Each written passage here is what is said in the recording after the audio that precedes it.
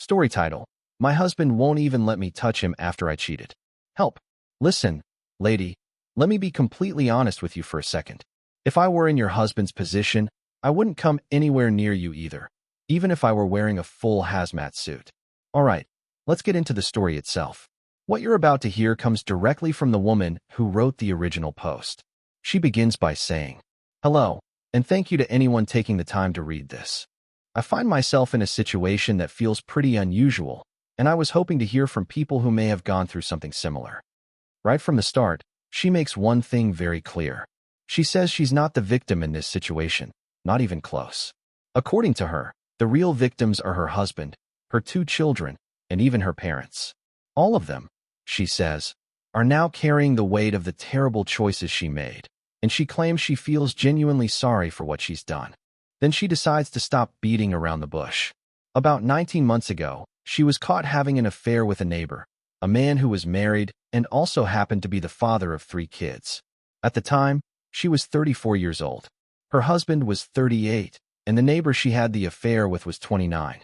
To keep everyone's identities private, she explains that she'll be using fake names. She calls the neighbor Ryan, her husband Daniel, and herself Lauren. As she already admitted, she says she made a terrible mistake by starting an affair with Ryan. According to her timeline, the relationship with him began a little more than 2 years earlier. Now hold on a second here. She just said she was caught 19 months ago, right? But she also says the affair started more than 2 years ago. In other words, the relationship had already been going on for a while before anyone discovered it. She explains that the affair lasted nearly 7 months before they were caught. And here's something she insists on. She claims she was only physically intimate with Ryan 4 times total. She even admits that most readers probably won't believe that number, but she swears it's the truth. Well, I'll just say it straight. I don't believe it. Anyway, she then tries to address the questions she assumes everyone reading her story is already asking. Was her marriage in trouble? Did she stop loving her husband? Was she unhappy at home? According to her, the answer to all of those questions is absolutely not. She says she was completely happy in her marriage and felt fulfilled in every way. She claims she deeply loved her husband and their 2 sons, who were 9 and 11 years old, and that they meant more to her than anything else in the world. Now, personally, I have a hard time buying that. Because if someone is truly happy and fulfilled in their marriage, they usually aren't sneaking around and cheating. Still, she continues explaining her side. She insists that emotionally, mentally, and physically, she felt completely satisfied with Daniel. In her words, he was everything she had ever dreamed of in a husband, and even more. But then she says something interesting. She claims the attraction she felt toward Ryan came from something deep inside her, something that reminded her of the very first intense romantic experience she ever had when she was 19 years old. She describes the attraction as almost primal, like some kind of wild instinct she couldn't control. According to her, it felt exactly like the powerful feeling she had during that first experience. She then goes back in time to explain. During high school, she dated about 4 different boys, but none of those relationships were serious. The most that ever happened was a quick kiss at the end of the night. In fact, she says she mostly saw those guys as friends, since they had all grown up together. Then one day, she was invited to a barbecue that a friend's parents were hosting. That's where she met a guy named Victor. Victor was actually her friend's cousin. The moment she saw him, something immediately clicked. At the time, he was 22 years old, and she was 19. From the very first moment they met, she says they couldn't stop staring at each other. She still can't fully explain what it was, but there was some kind of powerful pull between them, like a magnet pulling toward metal. They started talking during the barbecue, but Victor eventually had to leave because he had to go to work. Before he left, they exchanged phone numbers. The very next evening, on Sunday, they met up again. They grabbed some ice cream and went for a walk together. They ended up talking for hours, completely wrapped up in each other's company. At some point during the walk, the conversation turned into spontaneous kissing. Eventually, he invited her back to his apartment. That night became her first real intimate experience with a man. So according to her, she had never been with a guy before that. All the boys she dated earlier were basically just friends. But then she meets this one guy who instantly sparks something intense inside her. And within roughly a day or 2, she's already sleeping with him. You see how quickly things can move when someone feels that kind of attraction? She describes that night as magical, better than anything she had imagined. Something about Victor excited her in a way she couldn't explain. It made her feel like she wanted to give him every part of herself. Even now, she says she can't really describe the feeling. It seemed almost subconscious, like she simply couldn't resist it. Interestingly enough, she admits that outside of the physical chemistry, they actually had almost nothing in common. In fact, she says they were probably incompatible as a couple. Eventually, after about 11 months, the intense passion between them faded, and she ended the relationship. About a year later, she met the man who would eventually become her husband, Daniel. Now listen carefully to what she says next. She admits that when she first started dating Daniel, the same sparks she felt with Victor weren't really there at the beginning. But over time, something else developed instead. As their relationship grew, she says she built a deep emotional love for Daniel, something stronger and more meaningful than anything she had ever felt before. Now think about that for a second. That statement alone suggests that Daniel, who later became her husband, wasn't really the first guy who truly excited her the way Victor did. And that kind of situation can sometimes lead to problems later in a marriage. Ideally, you want to be the person your partner chooses first, not someone they settle for after the excitement with someone else fades. And as we continue this story, you'll see why that detail matters. The guy who really turned her world upside down emotionally and physically was Victor. But Victor may not have been the type of man someone sees as long-term husband material. Maybe he wasn't stable, maybe he didn't have a clear future, or maybe he simply wasn't the type to settle down. Daniel, on the other hand, was completely different. As she describes him, he was stable, dependable, and successful, a high-earning guy with a good head on his shoulders. Those are often the kinds of men people choose for marriage. Meanwhile, the guys like Victor are sometimes the ones who create that intense physical attraction. According to her, Daniel checked every box she was looking for in a life partner. She says she knew he was the one. About a year later, they got married. For the next 13 years, she says their marriage was filled with happiness until her own actions destroyed it. During that time, they had 2 sons who looked just like their father and shared his great personality. She explains that she's telling all these background details because they help explain why the affair with Ryan eventually happened. Ryan and his wife, whom she calls Natalie, eventually moved into their neighborhood. They were actually the youngest couple in the development, and the neighbors quickly welcomed them into the community. Surprisingly, she and her husband were actually the second youngest couple living there. Most of the other residents were in their 40s, 50s, and even 60s. At one point, the neighborhood organized a picnic, and Ryan and Natalie were invited. That picnic was the first time she and Ryan truly noticed each other. The moment their eyes met, she says she felt the exact same sensation she experienced years earlier when she first locked eyes with Victor at that barbecue. Once again, that intense spark was there. The next time she saw Ryan happened to be at a car dealership where he worked in the finance department. As it turned out, she and her husband were planning to buy a new SUV. During the picnic, when her husband learned Ryan worked at the dealership, they started talking about cars. So the following week, she and Daniel went to the dealership to start looking at vehicles. Ryan helped make sure the salesman gave them a good deal, and he personally arranged excellent financing for them. While the paperwork was being finalized, she says she and Ryan kept making eye contact with each other. Her husband, sitting right there the whole time, didn't notice a thing. Honestly, that part alone is pretty disturbing. A few days later, I had to return to the dealership because the SUV needed mud flaps installed. That visit ended up becoming the moment when Ryan and I crossed the line for the first time. When I originally read this part, I thought to myself, please don't tell me she hooked up with him right there at the dealership in the middle of the day. But that's not actually what happened. When Ryan noticed me sitting in the waiting lounge, he came out to greet me personally. He told me he needed to talk to me about a few additional details regarding the financing paperwork and asked if I would step back into his office for a moment. So we sat down together. He brought coffee for both of us, and we started chatting. According to her, the conversation flowed easily, similar to the way things had gone when she first met Victor years earlier. Then, out of nowhere, Ryan suddenly blurted something out. He said he had actually wanted to get me alone so he could tell me how he felt about me. He told me he had sensed a strong vibe between us and said he had noticed me looking at him several times. I admitted that I felt something too, but I told him it was wrong and shouldn't go any further. Ryan replied that he knew it was wrong, but he didn't care. He simply said he wanted me. Fast forward to the following morning. That's when Ryan and I had our first intimate encounter at his house.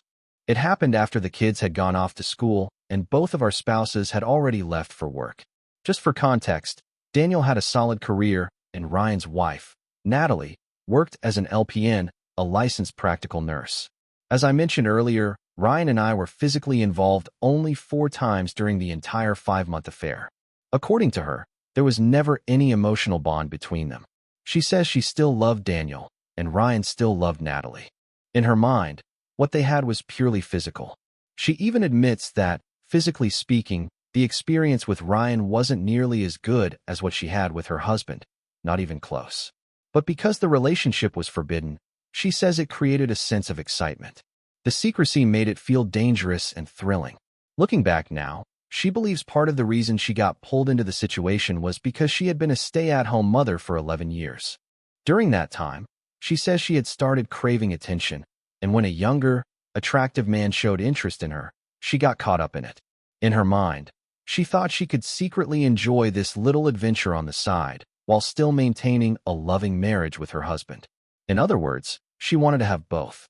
That fantasy came crashing down one Thursday morning, 19 months ago.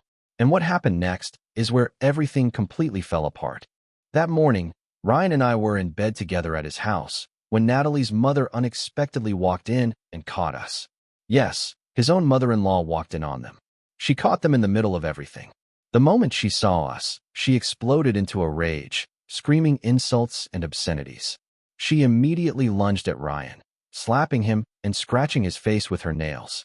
One of the scratches left a deep cut across his cheek. Then she turned her anger toward me. She punched me straight in the jaw and grabbed 2 handfuls of my hair, yanking hard before I even had time to collect my clothes and run out of the house. That woman was absolutely furious, and she clearly wasn't playing around. You can imagine what must have been going through her mind in that moment. In her eyes, someone had betrayed her daughter, and she reacted like a protective mother. I'm not advocating violence here, but it's easy to understand how enraged she must have been after discovering something like that. When I finally made it back to my own house, I was completely shaken. The shock of what had just happened hadn't worn off yet, but the reality of my actions was beginning to sink in. At that moment, I realized that the marriage I had built with Daniel, the life we shared together, might be over because of what I had done. I sat silently in the house for a couple of hours, staring at the walls and trying to figure out what I was going to say to my husband. Eventually, I decided to call him and left a message asking him to contact me as soon as possible because I needed to talk to him about something important. Of course, that's not exactly an easy conversation to start. He didn't respond, so I tried texting him as well. Still nothing. At that point, I began to realize that either Natalie, or maybe even Ryan, had already contacted him. But realistically, Ryan probably wasn't the one calling. Someone in his position would most likely be trying to stay far away from the husband of the woman he had been sleeping with. It was far more likely that Natalie, or maybe even her mother, had already told Daniel everything. A few minutes later, things got even worse. Natalie and her mother suddenly showed up at our house. They began pounding on the front door and banging loudly on the bay window, yelling for me to come outside. I didn't answer. They kept shouting insults and demanding that I open the door, insisting they knew I was inside. I was terrified and completely humiliated. Thankfully, my 2 boys were still at school while all of this was happening. Eventually, they left. After they were gone, I collapsed onto the couch and started crying. At some point, I must have fallen asleep for a little while because I woke up to the sound of a car door closing in the driveway. When I looked out the window, I saw Daniel had arrived home. I rushed into the bathroom, splashed water on my face, and quickly checked myself in the mirror before going back into the living room to meet him. But when he opened the front door, he didn't come inside. Instead, I watched through the window as he walked right past the house and headed down the street toward Ryan and Natalie's place. I stood there watching as he went into their house. He stayed there for nearly 3 hours before finally coming back home.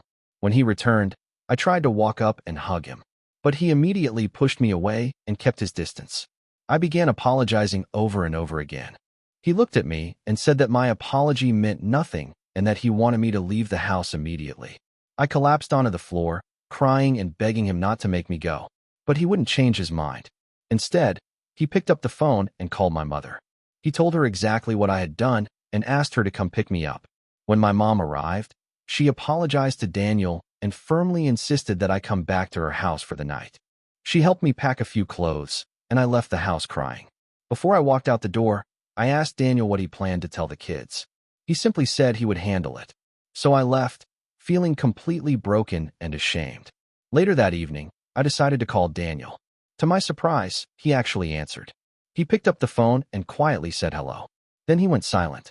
I told him it was me. I apologized again and told him how deeply sorry I was. I promised him I would never do something like that again and said I would spend the rest of my life trying to make things right. Daniel didn't respond emotionally. He simply asked if I had anything else to say. I told him no. Then I asked him what he was feeling. He replied, "You already know what I'm feeling." At that point, I started crying again. He then told me he wanted me to stay at my parents' house for a couple of weeks before even thinking about coming back home. I reluctantly agreed, but I asked when I would be able to see him and the boys again. He said he didn't want to see me at all right now. However, he agreed that we could have a short phone call every evening at 9 o'clock. Our first call ended with me saying, "I love you." Daniel didn't say anything back. He simply hung up the phone. And honestly, after everything that had just happened, what did she really expect him to say? The next night, our phone call followed the exact same pattern. I spent most of the conversation apologizing, and Daniel stayed completely silent until I finally ran out of things to say. Then he calmly told me something that completely crushed me. He said he wanted a divorce. Honestly, at that point you can't really blame him. When I heard those words, I completely fell apart. I started begging him, pleading for just one more chance to fix what I had broken. Daniel refused. He said he already knew that divorcing me would probably cost him half of the assets he had worked so hard to build. But then he said something even more shocking. He told me he would give me everything he owned if I would simply disappear and leave him and the boys alone. At that moment, you could tell he was thinking, "I just want this woman out of our lives entirely." I broke down crying and told him he didn't really mean that. But Daniel answered immediately, "Yes, I do." After that, the call ended. I cried the entire night. While lying there awake, I kept thinking about what I could possibly do to convince him not to go through with the divorce. Eventually, I came up with an idea. I decided to offer him a post-nuptial agreement, one that would be so overwhelmingly in his favor that he might at least consider staying. All I wanted was another opportunity to prove that I loved him and that I was worth keeping, no matter what it cost me personally. The following week, while Daniel was meeting with a divorce attorney to prepare the paperwork, I was also meeting with lawyers of my own. The difference was that I wasn't trying to prepare for divorce. I was trying to create the most generous post-nuptial agreement possible before the divorce papers were finalized. I ended up consulting 4 different attorneys before I finally found one who specialized in post-nuptial agreements and was willing to draft something as one-sided as what I was asking for. The agreement was intentionally structured so that Daniel would benefit almost entirely, while I would receive very little in return. The only thing I wanted was the chance to remain married long enough to prove that I could rebuild our relationship. Unfortunately, Daniel's attorney moved quickly. The divorce papers were completed in just 12 days, and I was officially served while staying at my parents' house. 2 days later, I had Daniel served with the proposed post-nuptial agreement. That night we spoke on the phone again after he had read through the document. He sounded surprised by what I had offered. For the first time since everything happened, I could hear a hint of the man I once knew, the caring person beneath all the anger. For nearly 2 weeks, he had sounded cold and distant, almost robotic. But during that call, there was finally a small crack in that wall. Financially and personally, the agreement gave Daniel nearly everything. In exchange, all I asked for was the chance to stay married and show him that I could earn back his trust. I won't go into every detail of what the agreement included, but the main points were very clear. If we remained married and continued living together for at least 30 months, Daniel would retain almost all of our shared assets. If I were ever unfaithful again and the marriage ended, I would lose all claims to those assets. I would receive nothing. I would also give up any right to alimony or child support. Another condition required me to find a full-time job within 7 months and begin contributing my fair share toward our household expenses. And there was one more clause. Daniel would be free to see other women if he chose to during the remainder of our marriage. In other words, I was essentially giving him permission to have an open marriage if he wanted. Personally, I didn't believe he would ever actually do that. It simply wasn't the kind of man he was. Still, I wanted him to know that I loved him enough to give him that option. To my surprise, and honestly, to my relief, Daniel eventually agreed to the deal. But he added one additional condition. The clause he insisted on stated that there would be no obligation for us to share a bed or have any kind of marital intimacy for the remainder of the marriage. Hearing that hurt deeply. At first I hesitated to accept that condition. But in the end, I agreed, believing that with enough time I might eventually win back his trust, his respect, and maybe even the love we once shared. Things, however, did not unfold the way I had hoped. And that's why I'm here now telling this story. At this point, we are 17.5 months into what I sometimes call our second marriage. But the truth is, our relationship feels nothing like a real marriage. We live in the same house and raise our boys together, but that's about it. Don't get me wrong. I thank God every day for the chance I was given. But what we have now feels less like a marriage and more like two divorced people sharing a house for the sake of their children. Since the affair, Daniel has shown absolutely no physical affection toward me at all. None. Not even something as simple as a hug or a quick kiss. For nearly 17.5 months, he has avoided any kind of physical contact with me. He won't even let me get close enough to show affection. Every now and then I manage to sneak in a quick hug or a peck on the cheek before he steps away, but I can tell immediately that he doesn't want it. So I rarely try anymore. And there's more. Even though Daniel refuses to touch me, he still requires me to take monthly at-home STD tests. In other words, even after all this time, he still doesn't trust me. Since the affair happened, Daniel also refuses to go anywhere in public with me. That includes family gatherings and social events. When our boys have sports games, we take turns bringing them. If it's my turn, Daniel still shows up, but he refuses to sit anywhere near me. Instead, he stands on the sidelines with the other fathers and behaves as if I'm not even there. The only times we actually spend time together outside the house are when we travel as a family. We go out of town fairly often, but even then, things are different. When we stay in hotels, Daniel always books 2 adjoining rooms. The boys sleep in one room, and we stay in the other, but in separate beds. Despite everything, I always look forward to those trips. They're the only times when it feels like Daniel and I are somewhat closer. On a few occasions, I've even felt like I almost managed to break through the emotional wall he keeps around himself. I've suggested to Daniel that we move away from our neighborhood so we could start over somewhere new. In my mind, a fresh start might help us rebuild our relationship. But Daniel refuses. He says the only way he will leave the neighborhood is if he receives a job promotion that requires relocation. Otherwise, he plans to stay right where we are until our boys graduate from high school. The boys themselves don't want to move either. Most of their friends live within half a mile of our house, and Daniel's friends are all nearby as well. As for me, the affair destroyed every friendship I had in the neighborhood. Ryan and Natalie divorced about 8 months after everything happened, but Natalie and her children still live down the street. All the women in the neighborhood, women who used to be close friends of mine, have completely cut me out of their lives. They blame me for destroying that family. Because of all this, my home has started to feel like a kind of prison. When I'm here, I almost never go out into the front yard anymore. I mostly stay inside the house or work quietly in the backyard tending to my garden. Meanwhile, my boys are constantly outside in the neighborhood or bringing friends over to our house. Sometimes those friends even include Natalie and Ryan's kids. Thankfully, life for the children hasn't changed much. Daniel, on the other hand, still spends plenty of time socializing with the other men in the neighborhood. Most evenings the guys gather at our house, sitting on the back porch smoking cigars and drinking bourbon. Other nights, Daniel goes over to one of their homes and spends time there. So basically, these guys like to unwind together after work. They hang out, relax, and enjoy each other's company. Daniel's routine has become very predictable. He goes to work during the day, stops by the gym afterward, and then comes home in the evening. Once he gets home, he usually fixes something quick for himself to eat. After that, he either heads out to one of the boys' games or practices, or he spends time socializing with friends. One thing that has definitely changed is dinner. Daniel no longer eats meals with us at the table, and he refuses to eat anything that I cook. Although, to be fair, he did sneak a couple of cookies I baked the other day. On weekends, He handles his own food completely. He fires up the grill and prepares whatever he wants, but he still won't touch anything I've made. In other words, he won't even eat food that I prepared in the kitchen.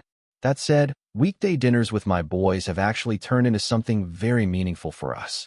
They usually get home from school hungry, so the three of us sit down to eat fairly early, normally around 4 o'clock. I make sure everything is ready by then. The boys help set the table, assist with the final food preparation, and afterward they help clean everything up. That time together has become something I really treasure. It has brought the three of us closer, and it has also taught them practical skills like cooking, cleaning, and working together. They even help me in the garden sometimes. Over time, we've turned our backyard into a really beautiful space with landscaping and plants that we've all worked on together. So when I look at my life right now, some parts of it are genuinely wonderful, but other parts feel incredibly painful. I suppose all of this leads me to the main question I've been struggling with. Should I continue living in this marriage the way it is now? Or should I let Daniel go completely and allow him to receive the financial benefits he would have gotten if he had stayed with me until the agreement expired? Deep down, I know he isn't happy. How could he possibly be?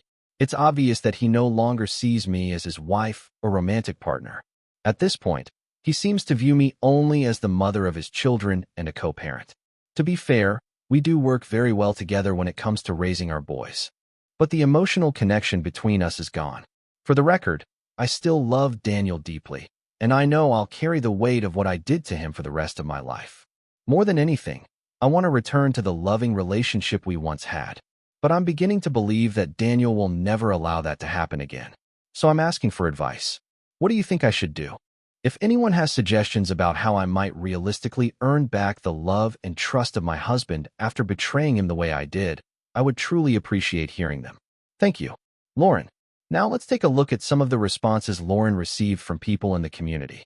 But before we do that, I just want to remind you, if you're enjoying the story so far, make sure to hit the like button. That helps the video reach more viewers around the world. Alright, let's check out a few of the comments she received. The first response came from a woman. She wrote, "Lauren, in your situation, I believe what might eventually bring your husband back to you is distance. You may want to remain married, but live separately for a while. Consider renting an apartment nearby so you can still spend quality time with your boys. Sometimes distance really does make the heart grow fonder, and I think Daniel might start to realize that after some time apart. I hope the two of you are able to work things out, because from the outside it sounds like you were well matched." The next response came from a man. His opinion was much harsher. He wrote, "If you truly love your husband the way you claim, the best thing you could do is set him free and let him keep the majority of the wealth he built. You've already taken his pride and dignity and shattered his sense of trust. Isn't that enough? He will never trust you again because you've proven that you're not trustworthy. If another man like Victor or Ryan shows up in your life in the future, you'll likely make the same mistake again." The next comment came from another woman. She wrote, "It seems clear that you're physically attracted to one type of man and mentally attracted to another. Victor and Ryan represent the first type, while Daniel represents the second.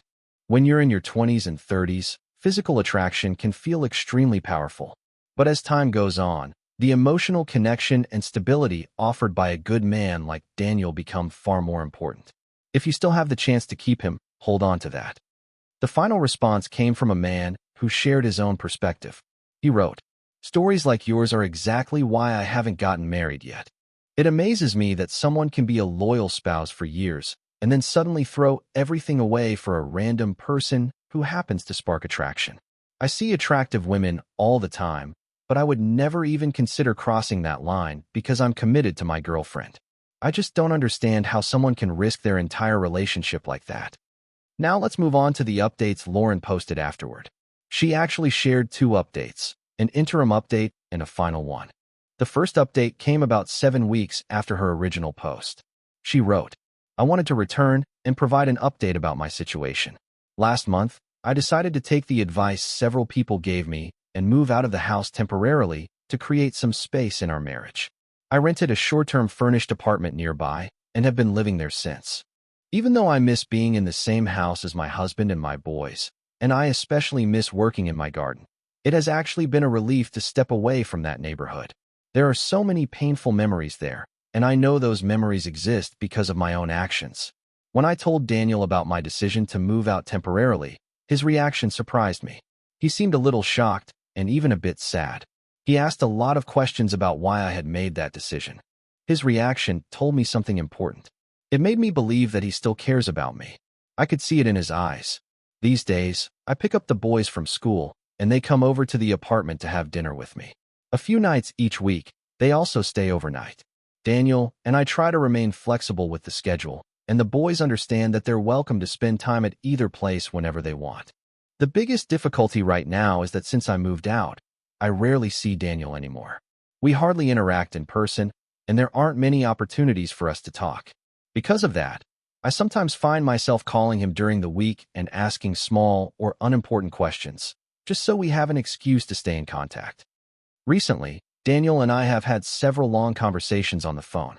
Sometimes we talk about serious topics, and other times we just chat about random things that don't really matter. To me, that feels like another sign that he still cares about me on some level. I know that I still love him. For now, that's all I have to share. Thank you, and take care. Looking at this situation from the outside, it seems like the same pattern we've seen before. The person who cheated slowly begins pulling their partner back in. You can almost see Daniel starting to soften. At first he was distant and angry, but now he's talking with her again and spending long periods on the phone. So the advice here would be, stay strong, Daniel. Now let's move on to the final update she posted. This update came about 7 months after the previous one. She wrote, I waited a while before posting another update because I wanted enough time to pass so I could give a clearer picture of what has actually happened since then. It has been quite a journey. Honestly, it has felt like a roller coaster ride. Life definitely comes with both highs and lows. Unfortunately, I'll start with the low point. After about 2 years into what I call our second marriage, Daniel decided that the best thing for both of us would be to go through with a divorce. When she refers to the second marriage, she's talking about the period after they signed the post-nuptial agreement and agreed to stay together under those conditions. She continued, Daniel explained that although he still loves me and might even consider rebuilding a romantic relationship someday, he can't do that while we are still legally married. I didn't fully understand what he meant at first, but he said it's something psychological for him. As long as we remain married, he feels constant reminders of betrayal and disrespect. But he believes that once we are divorced, those feelings might finally start to fade. Daniel also told her something else. He said that after the divorce is finalized, they could potentially start seeing each other again in the future. In his mind, it would feel like starting over and dating again. He even joked that they should go out together to celebrate the day the divorce becomes official and maybe spend the night together afterward. Lauren admitted that this idea sounded strange, almost like a complicated way for Daniel to divorce her without feeling guilty. But she said she was willing to accept it if it meant she could still keep him in her life in some form, as a partner, a lover, or even just a close friend. Daniel also made one thing very clear. Even if they reconnect later, he has no intention of ever getting married again. He told her that if two people truly love each other, they shouldn't need a legal contract to prove it. Lauren said she understood that perspective, although part of her still wished there was some way they could repair things without ending the marriage. As for the divorce itself, she explained that she planned to be generous in the settlement. Even though the terms of the post-nuptial agreement technically weren't fulfilled, she decided to allow Daniel to keep 3/4 of their marital assets. She also said she would not pursue alimony or child support. She acknowledged that many women reading her story might criticize her for giving up so much. But in her view, Daniel had earned the majority of that money through his hard work. She also believed that if she had never betrayed him, he likely would have continued sharing everything with her anyway. Because of that, she felt at peace with the decision. She added something else that caught attention. Even after accepting a smaller settlement, she said she could still live comfortably for 8 years or more without working. However, she had already found a job, which put her in an even better financial position. She closed her update with a message to the people who had offered advice along the way. In closing, I want to thank everyone who took the time to respond to my story. Your words meant more to me than you probably realize. Many of the decisions I made during this difficult time were influenced by the advice and encouragement I received here. Before signing off, she also shared a piece of advice for other women who might struggle with temptation the way she admitted she had. If you ever find yourself tempted to cross that line, my advice is simple: resist. Don't do it. The thrill in the moment is absolutely not worth the risk. That temporary excitement can cost you something far more valuable. If you feel like you can't control those urges, seek professional help. From personal experience, I can tell you that the short-term excitement is not worth the long-term loss of love, respect, and trust. Wishing all of you the best. Lauren. And that brings us to the end of her story. Looking back at everything that happened, the outcome is interesting. Daniel stayed in the marriage for a while, but it was clearly an unhappy situation for both of them. He wouldn't touch her, wouldn't eat food she cooked, and avoided being seen with her in public. That kind of life isn't healthy for anyone. In the end, divorce seemed like the only realistic solution. At one point, it looked like Daniel might have stayed longer because of the financial benefit written into the postnuptial agreement. If he remained married for the required time, he would receive a larger share of the assets. But ultimately, money isn't worth sacrificing your happiness. So now let's talk about a few lessons that can be taken from this story. There are plenty of possible takeaways, but here are 4 that stand out. First, when someone feels genuine desire for another person, they will often go to great lengths to pursue that connection. In those situations, the other person usually doesn't have to work very hard to gain their attention. Second, if someone had to put in enormous effort to win a partner over, constant chasing, expensive dates, gifts, and long waiting periods, it might be a sign that they weren't that person's first choice. Third, if you were not your partner's first choice from the beginning, the risk of problems later in the relationship may increase. While there may not be scientific studies proving this point, it often seems to make logical sense.